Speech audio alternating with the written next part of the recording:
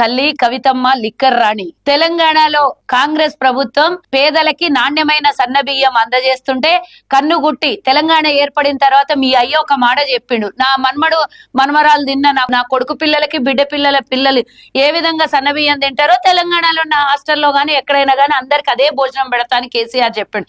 కానీ మాటల్లో మాత్రం చాణక్యుల్లాగా మాట్లాడి చేతల్లో ఏమి సున్నా చూపించినటువంటి మీ అయ్య ఈ రోజు తెలంగాణలో అందరు కళ్ళల్లో ఆనందం చూసి తట్టుకోలేని భరించలేని పరిస్థితిలో నువ్వున్నావు. నీకు అధికారం కావాలనో పదవులు కావాలనో ఆ డిప్రెషన్ లో ఉన్నటువంటి కవితమ్మ మేము ఇస్తున్నది కొంచెం జాగ్రత్తగా విను, చూడు. కళ్ళున్న కబోదినివా కళ్ళు లేని కబోదిరాలువా నాకైతే తెలియదు, గాని నేను నీకోటి ప్రశ్నిస్తున్నా. తెలంగాణ ఏర్పడిన తర్వాత మా హక్కులు మాకు కావాలని కొట్లాడుకొని తెచ్చుకుంటే మీ ఇంటికే అన్ని హక్కులు వచ్చినాయమ్మా, ఎవరింటికి రాలేదు.